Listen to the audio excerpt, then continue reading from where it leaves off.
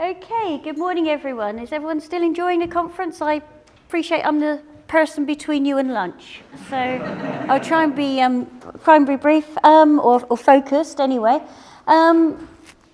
Instantly being unfocused, did notice after that wonderful talk about sustainability, the great combination of pouring rain and sprinklers out there. So great opportunity there, as we procurement people would say.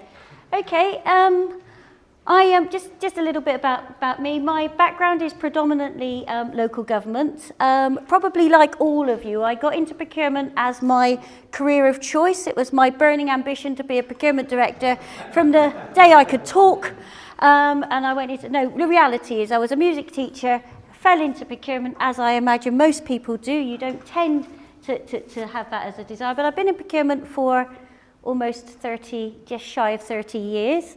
So predominantly local government, so I'm used to large, sprawling organisations, multidisciplinary organisations, and previously used to chair the National Advisory Group for Procurement across the whole of local government, so that being National Advisory Group NAG.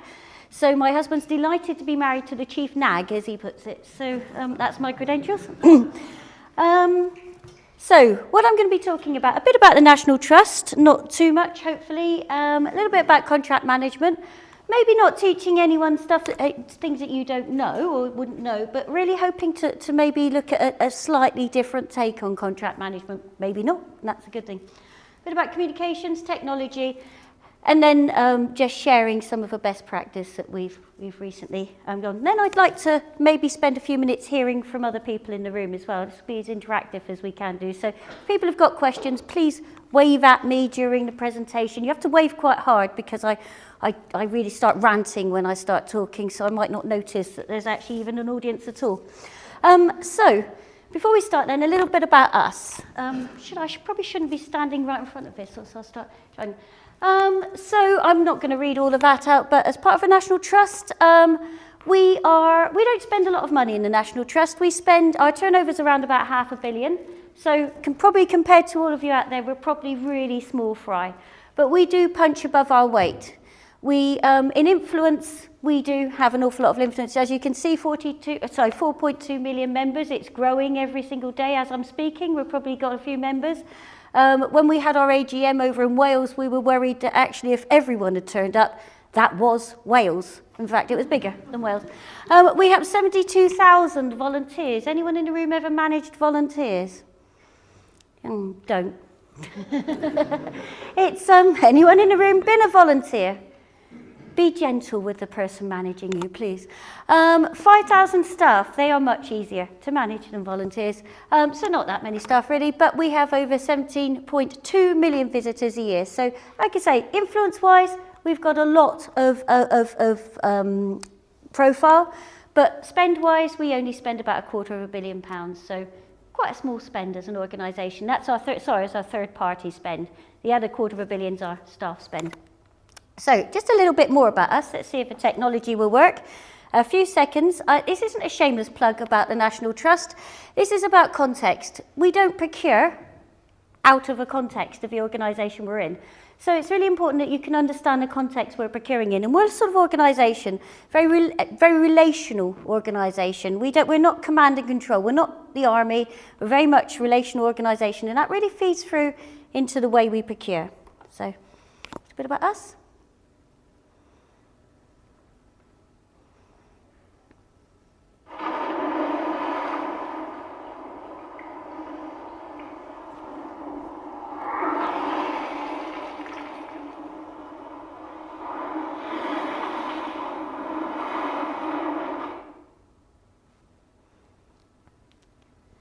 That's the sort of way we like to get our messages across in the National Trust. We don't just send an email round. So it's a very, very different culture. Let's see if I can get technology to work again. And also so we're a very large organisation geographically. 43% of all the rainwater that flows through our land in England and Wales. We've got 300 historic houses, 61 pubs. 1 in 10 of all museums. We're our largest farmer in the nation. 4 World Heritage Sites, 59 villages, 49 churches, and a gold mine. So fairly diverse. Again, when you're procuring for an organisation that does all that, then you're procuring in a very different way than if you're doing assembly line procurement. And again, it's very relational. We're a very devolved organisation, which is what this presentation is all about. We're very devolved. We have 5,000 staff, and each of them will be a procurement expert. So when we're delivering a procurement strategy, we have to consult, because that's the sort of relational organisation we are, with 5,000 people, and they will all have an opinion. And it's great. In a way, that's the wonderful richness of working with a national trust, but it also presents challenges to the procurement strategy.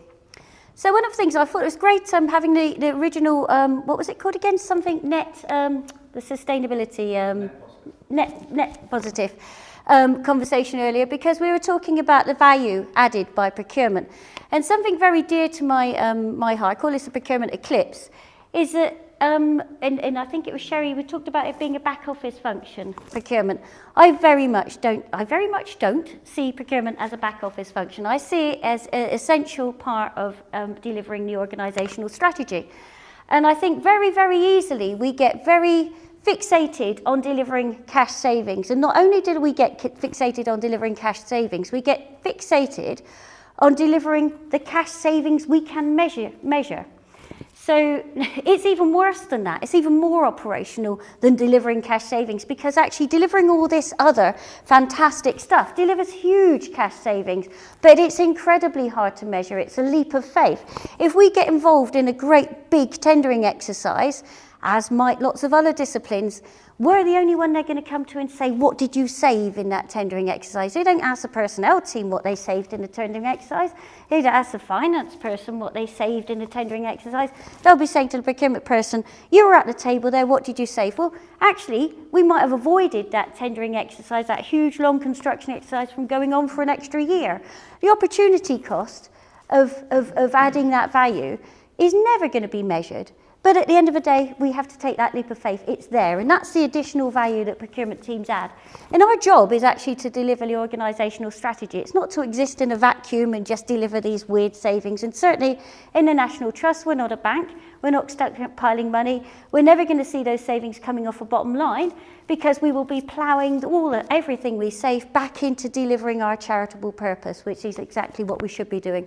And that actually makes the conversation a lot more vibrant. So for me, again, I know I'm talking about contract management, but just to understand, we're not managing contracts in a vacuum. We're managing contracts to deliver these things, not just to get 10p off I was going to say 10p off a pencil, but that'd be quite an expensive pencil, wouldn't it? As a procurement person, I probably shouldn't say that. So it's delivering these things. So it's actually being a bit bolder than just saying we're just delivering these savings that you can measure. So our strategy, we've got a very simple strategy, conveyed through the medium of a teacup, because obviously in the National Trust, tea is something very dear to our hearts. Tea and bread and cake. But tea, we actually produce or sell 3.5 million cups of tea a year, so a lot of tea. And we have a 3-pronged strategy, but our strategy is set to deliver these things. So our strategy is managing £250 million spend, our third-party spend, and manage means that we will deliver value for money. Of course it's important, of course we'll deliver it. Efficiency, massively underrated. If you think of, it's not atypical for any organisation to have half of its spend being third-party spend, and half of its spend being staff. So procurement is half of what you do. Now that's not atypical. If you do half of what you do efficiently, the professional lift that gives to every organisation can't be quantified. It's amazing. And so it's really underrated. It's not just about having some sort of procure-to-pay system. It's having a culture and an organisation that doesn't roll its eyes about every time it has to do something. It's having a people that feel empowered to get on with stuff because they're not held back by inefficient processes. Quality. Obviously, this isn't just the Rolls-Royce quality, it's consistent quality, understanding that we're buying something that's fit for purpose. Now, in an organisation like the National Trust, who knows what that is? We buy so much diverse stuff. Unfortunately, I was giving this presentation the other day at Bateman's. Anyone been to Bateman's, one of our properties? The ancestral home of Rudyard Kipling. And I was giving this presentation saying we can't afford Rolls-Royce.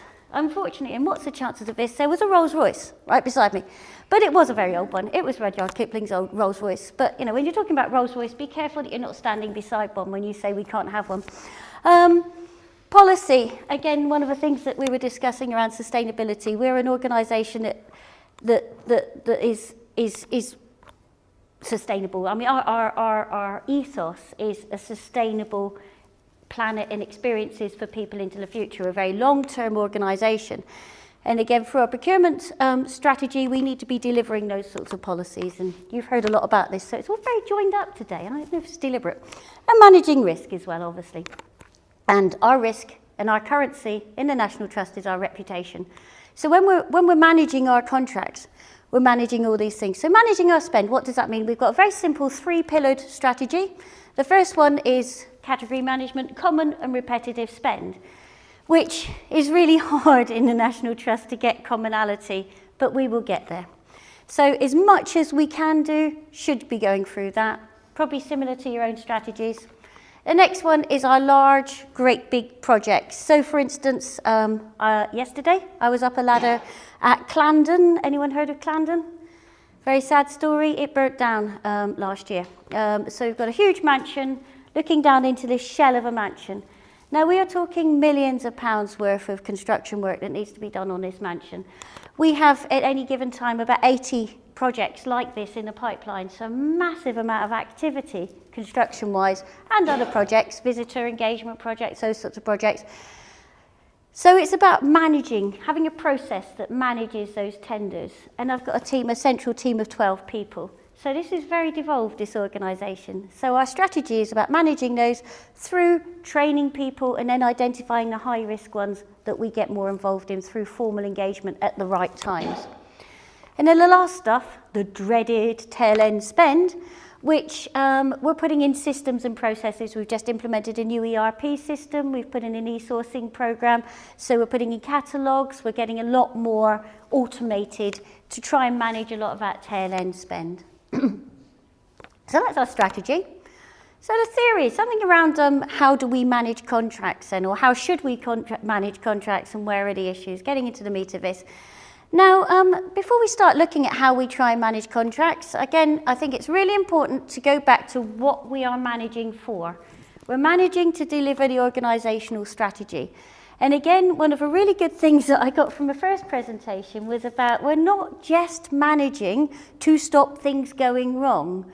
We are managing to make things better, that continuous improvement. For me, it's the difference between playing to win or just playing to lose. And if we're stopping losing, that's not a very exciting agenda. If we're playing to win, if we're continuously improving, for me, that's something we can very much more own. And it's something we can sell to the people out there that are the users of our contracts. Because in the National Trust and probably many of your own organisations, we're very devolved. I've got a central team of 12 people. So when contracts are let, they are handed over to people that have to use them and B, manage them.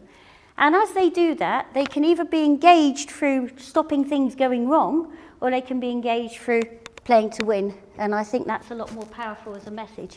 Now, I've seen diagrams like this the other way up, and I think that's wrong. So I've seen the procurement phase as something sort of small, as a small triangle, and then the operational phase is a big triangle. What I'm trying to show here with this is that with the risks on the left, and the red thing's far too technical for me, so I'll just point. The risks on the left and the actions on the right. Where the risks hit and where the actions, the mitigating actions sit, should be inversely proportional. So where it goes wrong, it tends to go wrong at the end, and it hits the operational line. It hits those people using the contracts. But the mitigating actions need to happen by the procurement team, by the professional procurement team. So we need, when we're letting these contracts, to be thinking very, very early on about how we manage contracts. And I'm sure we do, don't we? So these mitigating actions are absolutely vital before we get to handing things over. Now, I'm sure that's common sense, but I strongly suspect that in many devolved organisations that maybe isn't happening as well as it could do. And just picking out some of the specific areas that I think offer some very high risks. One of the things, it's really important if you take the risk above that actually, which is a contract not being fit for purpose. One of the things that's really important to do to make sure your contract's fit for purpose is to consult. But when we consult with hundreds of users, which we're very good at in the National Trust, what you get then is KPIs written by committee. And everyone wants their KPI into the contract. So you get contracts which effectively people seem to want to be solving world peace with. Now the reality is that we can only measure so much, and so many times I see over-ambitious KPIs. And again, what are we measuring? What's important to us? We're delivering the organisational strategy and we're getting continuous improvement. So let's measure those things. Let's not measure the speed of invoicing if we don't really care. Let's measure the things that really matter to us, that deliver our organisational strategy. Really important. I see it so often. The other big risk for me is a relationship breakdown. Again, you've got hundreds of users. In fact, I was talking to a supplier out there who's one of our suppliers, and he's got hundreds of our users. I feel very sorry for them because they're contacting them all the time and they will have lots of different requirements.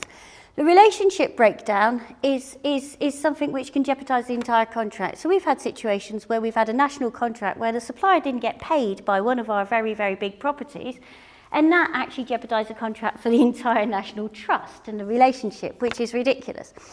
One of the really important things that needs to happen is that relationship needs to be set at the beginning of the process. The contract management needs to be very key so that everyone who's using the contract needs to understand what it is the contract's going to deliver. The SLAs need to be two-way, so they need to understand their roles and responsibilities. They need to understand what the contract isn't going to deliver. So when I first came into one of my old organisations, there was a window cleaning contract. We were managing it, monitoring it, and they were doing really well. They turned up when they said they were going to turn up. They were cleaning the windows, which is pretty much all you really want them to do with a window cleaning contract. They were very, very reasonable priced, and it was all a good contract. We as a procurement team, we thought it was going fantastically. When we did the user surveys, it came out really badly. And we're thinking, well, why does everyone hate this contract? It's a fantastic contract. They're really good. It's just really good. Never hear a squeak out of them. It's just good. And we found out everyone thought that the contract was meant to cover internal window cleaning as well as external. And so everyone thought the contractors were rubbish. And this has gone on for a year because of a communication breakdown right at the beginning of a contract. Nothing to do with the contract. Just to do with the communication and the expectation setting. So one of the really important things that we need to make sure is established when we're managing contracts is that there is a good mechanism for people to feed back their issues when they've got a contract. Because again, time and time again, I hear, oh yeah, that contract was rubbish. Well, what was wrong with it? Oh, I can't remember now. So who did you tell? Oh, no one ever listens. Well, who did you tell? Well, no one, because they wouldn't have listened. Well, okay. So we need a proper mechanism to make sure that people out there in devolved organisations are actually using their contracts. Does any of this resonate with? This is a very quiet room. Please sort of leap in if you want to. So those are the three key areas for me, or the key areas. You can all read, so I'm not going to read out all of this. One of the other issues is keeping records. I don't know if anyone else has had this situation where you've got a contract and you're paying for something and you look back and it's a lot different. The amount you're paying the supplier is an awful lot more than when you first started this contract 6 years ago. And what they're doing is an awful lot different. But you can't find any documentation which takes you from where you started from to where you are now and why you're paying all this money. So again, record. And this is what, we'll go into technology in a second because it's easy to say it's teaching everyone to suck eggs, but it isn't happening. Why isn't it happening? Okay, very quickly. One of the reasons that I think we probably don't always manage contracts as well as we could is because of the lens we're using. I we're procurement people, so we're used to this lens. We're used to looking at contracts through this. Everyone used to CrowdGex, Boston. We like a matrix in procurement, don't we? So everyone's used to this matrix. And this is a lens we tend to look at when we're looking at our contracts. What I would say is that that's fine, obviously, good practice, but there are two other lenses. Now, you might be used to looking at the supplier's lens as well, so that's probably something which is familiar with everyone, looking at this from the supplier's lens. And again, if we don't get the relationship right between the supplier and our end users, when we let that contract and then we let all our end users loose on this poor supplier, then we're going to very quickly become a nuisance supplier, and that continuous improvement stuff's out the window. They're just desperate for this contract term to become, come to an end. But again, really important that when we're looking at the management process for our contracts, we remember this lens, because I think we look at it when we're looking at our contract strategy, but when it comes on to contract management, I think sometimes we forget. And the other lens that I think we probably don't even think about is the end user lens, because they're going to have a really different lens than we've got, and they're going to have a really different lens than the supplier's got. So for instance, if you're spending or your high activity contract, for instance, something like utilities, you don't want to spend a lot of time thinking about your utilities contract. You're not going to have a lot of ownership over where your electricity probably comes from. You just want it to go away. You just want it to happen, and you want it to be really simple. So, yeah, quite obvious.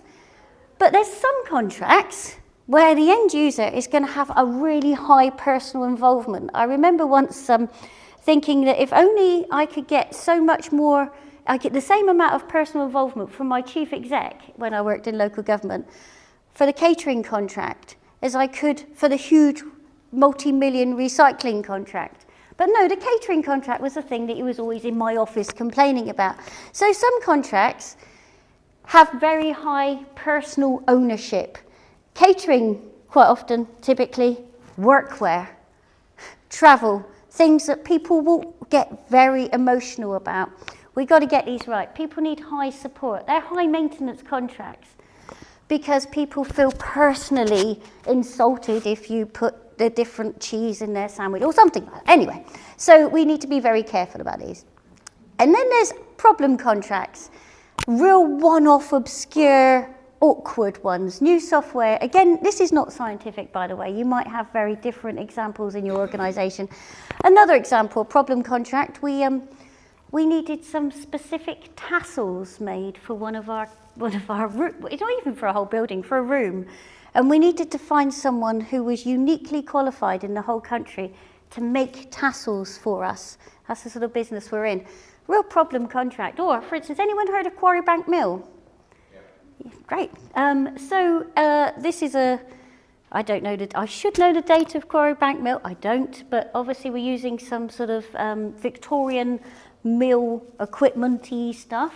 There's not many people in the country, or should I say the world, that know how to run these sorts of mills. And if one little bit breaks, then we can be stuffed. So these are contracts which can be real sort of resilience problems. They can be really awkward. And that actually would bring it to the high involvement ones. So actually where we've got things, again, even though they're not a lot of activity, we might only do them once. They might not even be a huge amount of spend, but our customers are expecting to get those right. And also our customers, our users, are going to have an awful lot of involvement themselves, an awful lot of autonomy. So again, when we're looking at managing our contracts and the process we put in for managing our contracts, just be aware that where we want our, especially in a devolved organisation like mine, the users are going to need to get involved in increasing or decreasing amounts. And I think that's a lens we quite often forget. One of the big areas for us is communications. We're a relational organisation. And one of the things we've had to learn is communications are not about telling people what to do on an email. And you saw the video. We're an organisation which, if you work in the National Trust, you expect the communications to speak to your heart. You expect things to change behaviours. And the difference between, for instance, an instruction and a campaign is an instruction might be, just do it. It changes behaviour while people are watching. So if we say to people, please use I hope people are using our new ERP system, We know that certainly if I was in the room, they really would use the ERP system. A campaign will make sure that they believe in the ERP system and they will always use it. And the same with when we're looking at people using our contracts. We don't want people to just use our contracts because they have to.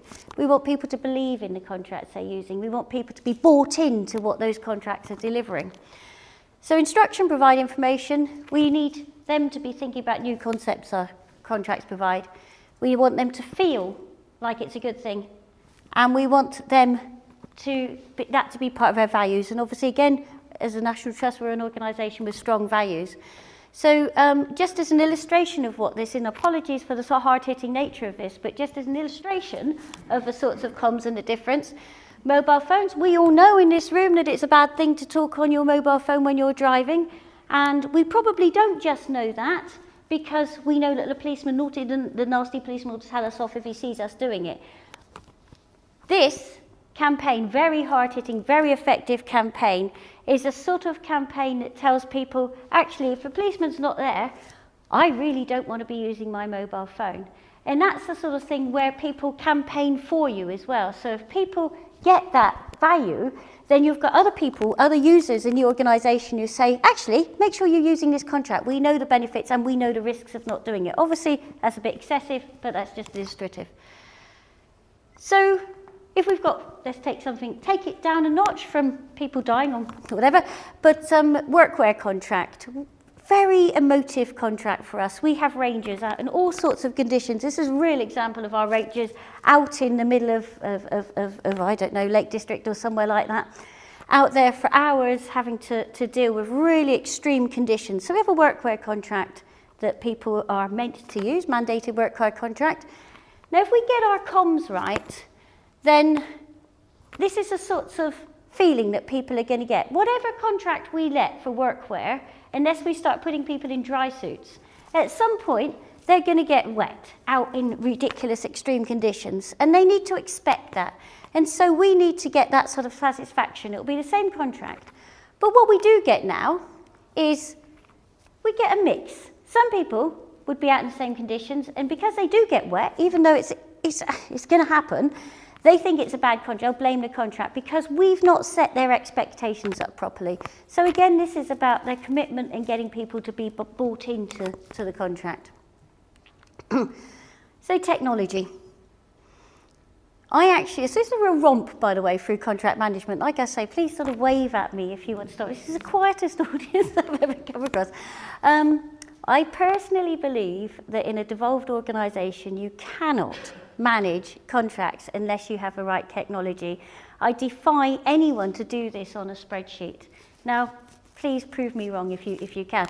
Or you can get someone to do it. I think the next speaker is someone who can potentially offer that service. So again, it's very joined up, this conference. We've got a contract management system. I'm not going to say what contract management system it is because I'm not here to sell those things. But I think, again, when you do that, one of the things I think we're really bad at as organisational procurement people, because, I don't know, does anyone think that PR is a big issue with procurement? I think it is. I was at a conference the other day and there was a CFO, and I can't remember his name, and he was saying, you guys, you procurement people, you've got a PR problem. And I think we have. Anything that will help us with our PR problem. And we get these wonderful things in, this great technology, and I think we struggle to use it, and we don't do the icing on the cake stuff, which is reporting it back to the organisation enough about the power of this technology. So I think if you get your technology in, make sure you do the icing on the cake stuff. Make sure you get those reports out of it, that you're not just the only one looking at them from a darkened room. Think about nice, big, glossy reports that say some key performance messages to the organisation. And so many times I just don't see that, and it just feels, I mean, you probably do it. Maybe it's just my experience. Really important about how it's going to be managed, who owns it, and the sorts of dynamic contract management systems you can put in. So you can get systems which tell people when contracts are under review. Ours does. It's quite complicated though, and we really struggle with actually sometimes if you automate things, then actually it can sort of cause its own problems. But actually, you know, you can get these systems now which will help you do that. To TripAdvise or not to TripAdvise, again, we're a devolved organisation. Now, my customers out there, our 5,000 users, are saying actually what they want is some sort of TripAdvisor mechanism so that they can feed back at point of whatever on their contracts. I've said no. I'd be quite interested to hear if anyone else has got any TripAdvisor type contract feedback mechanisms. Well, that makes me feel better. I don't feel so mean now for saying no. I think, again, one of the things that you have to get absolutely right if you're looking at TripAdvisor type mechanisms is people need to know the boundaries and the scope of a contract, because otherwise you're going to get people complaining. I mean, I don't know, how many times have you gone on holiday, you've looked at TripAdvisor and you've read some really, really damning feedback of a hotel, and all that's told you is that you never want to go on holiday with the bloke who left the feedback. It hasn't told you anything about the hotel, has it? And half the time, our own staff might have completely unreal expectations of a contract. So we need to get things very, very right before we start handing over TripAdvisor type feedback, I think, to our staff. The other issue is TripAdvisor is quite sexy, isn't it? Yeah, I've just been on holiday and I'm going to tell everyone about it. I've been to this wonderful hotel and it was great. It's not that sexy to feed back on the electric pat testing contract. Chances are you're only... Well, it isn't, is it? I mean, who here is sad enough to go on TripAdvisor if there was one and feed back on your pat tester? You're not. So the only time you're going to feed back is if they really annoyed you. So the chances are you're just going to get negative feedback on these sorts of things. That doesn't feel like the most comprehensive way of getting a balanced opinion on our contracts. Oops, I've got a thingy here. I've got too many things in my hand. But for me, from whatever system you're using, there are some key things that need to be in it. There are some key things that you need to really think about where that information is going to come from when those key things are in it, and really think about how that information is going to be managed, and really think about the sexy, glossy stuff. How are you going to report that back into your organisation? If you're going to do all this work, make sure people see it. Think about the PR. Think about the procurement PR again, because that's the bit that's going to get people engaged with the rest of our strategy. So this is just an example of something we've done in the National Trust. I'm not a huge fan of awards, to be honest. We all kind of go out and get them. And I don't know, has anyone else ever sat in an awards ceremony and you listen to what someone else who's just won did and you think, that isn't very good. We did that ages ago. And why are they going and get an award for it? They must be rubbish, because they've only got that far, and who's stupid enough to award them for it? And you just think, wow, what a waste of all of our time. So I don't tend to think about the nature of the people giving awards. I tend to think, did someone do something that was really good, even if they won or didn't win? Now, we did happen to win this one, but I'm bringing this up because I actually think it is really good. So that's why I wanted to share it. So just going on to the engagement, this is our catering function. 300 outlets, 200 catering managers, 90,000 different food and beverage lines, and 450 different suppliers. I imagine that's actually, I think there was more, to be honest, but never mind. So we had a lot of problems. Really, again, this is how we incorporated the idea of how are we going to manage all this into our initial strategy. Solar delivery. We brought that down to 38 suppliers. We can't manage 450 different catering suppliers. And one of the great things, I find this really exciting again, is we're looking at managing things. Some of the suppliers are our own tenant farmers. So talking about social good and how we incorporate some of this real win-win stuff, we don't give people a farm. They do have to pay rent unless you go to Wales, in which case it's £1, but never mind. Don't know if anyone's seen that on the news. So we rent out farms. We then support those farmers to be a supplier. And obviously we're quite a fair buyer, so we support them. We also support them with a whole lot of sustainable projects on their land. So it's an absolute win-win. So really quite excited about that. We apply soil association type sort of service levels and standards, and we know that we got the confidence then to be saying to those people that come into our catering outlets, look, we've reached this level. We're confident that we are a sustainable organisation, at least within this category. And something called the cookbook, that sounds quite obscure, doesn't it?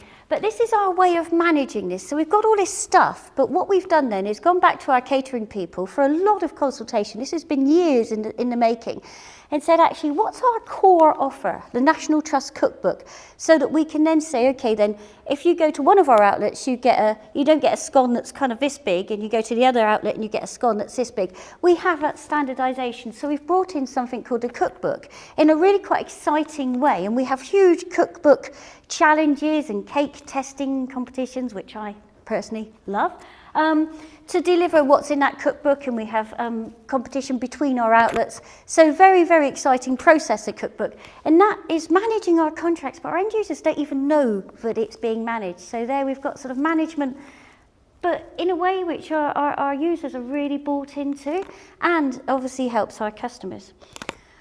So the benefits, obviously we wouldn't do any of this unless there was any benefits. So again, what were we managing for? Now we're not managing to get quicker invoicing times. We're not managing to get better, it's a lot more strategic than that. We're managing to understand where our food comes from, so we've got confidence to sort of hold our head up and be proud with the values we've got.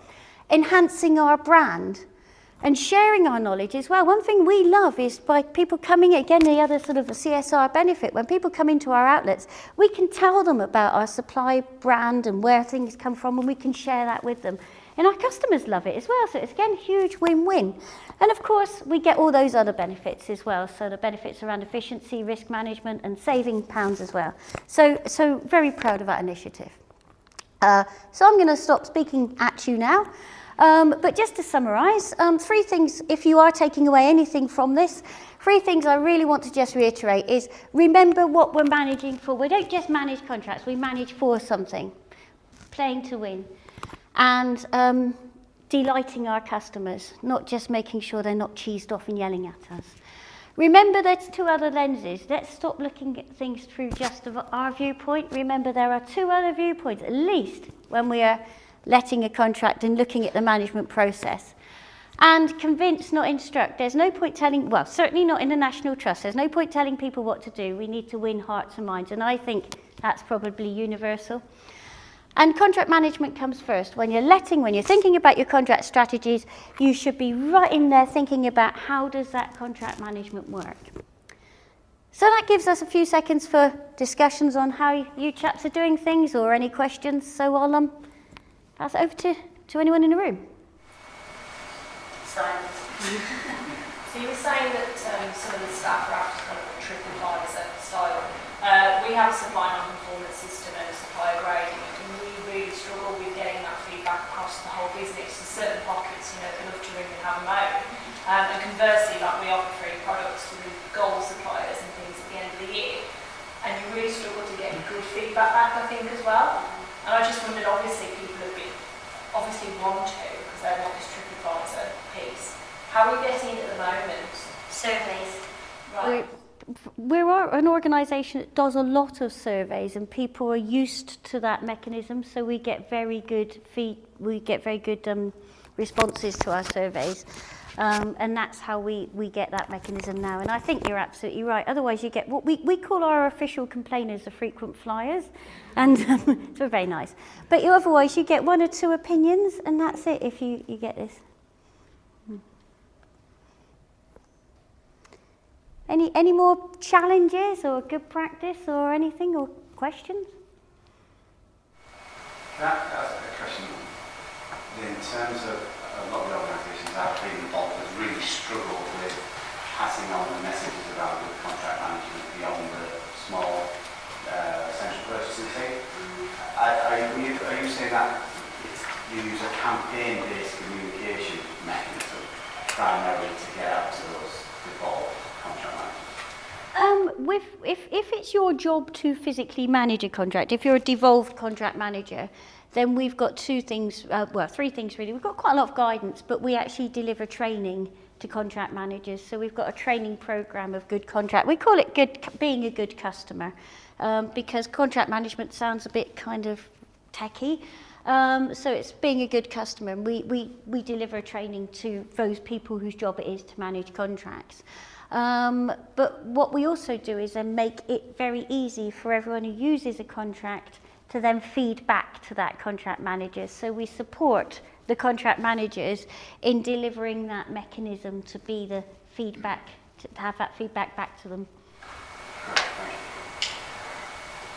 I liked your stressing the idea of having to be a better PR within the organisation, because sometimes I do feel that I work in organisations where it's either dogma from procurement, the answer is no, what's your question?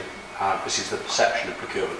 Or alternatively, we're classed in the same phrase of this sort of, if somebody walks up to you and says, I'm from HR, you can trust me, do you?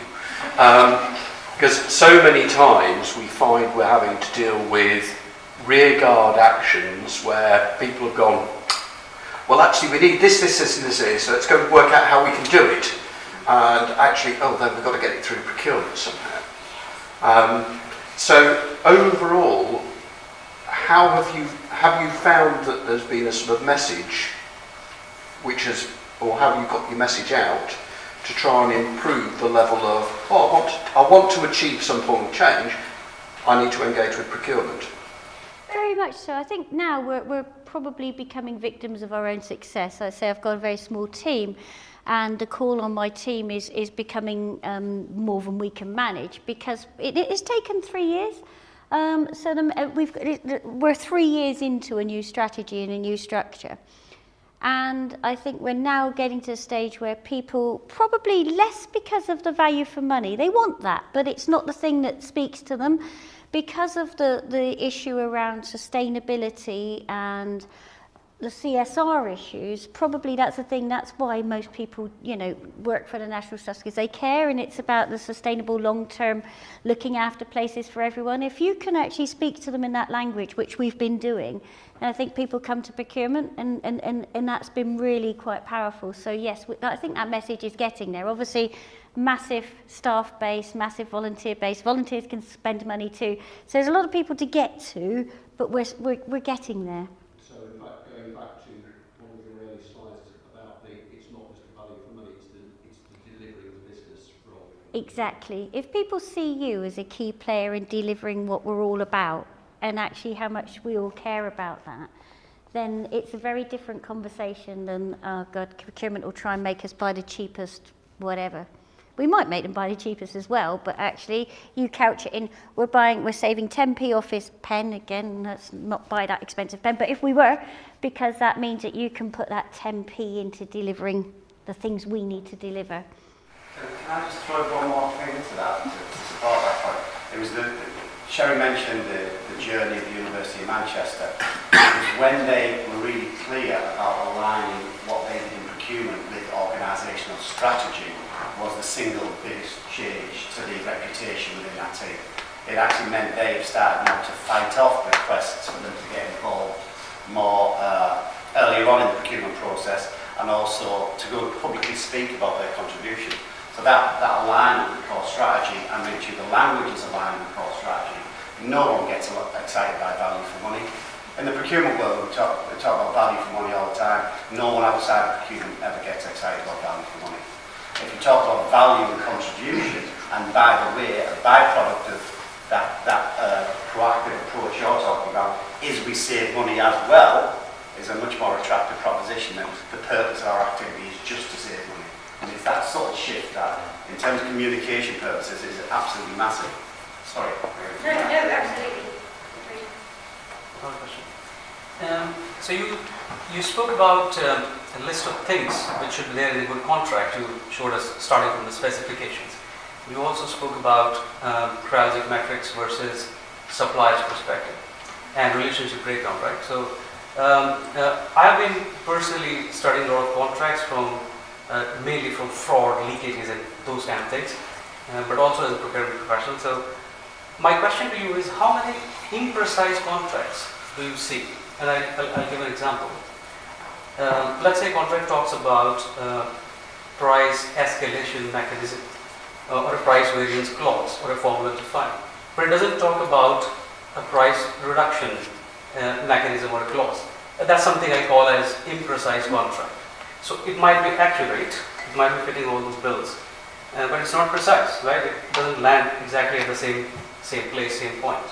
So in your experience, do you see out of the so many contracts that you manage, how many would you say would be precise versus imprecise?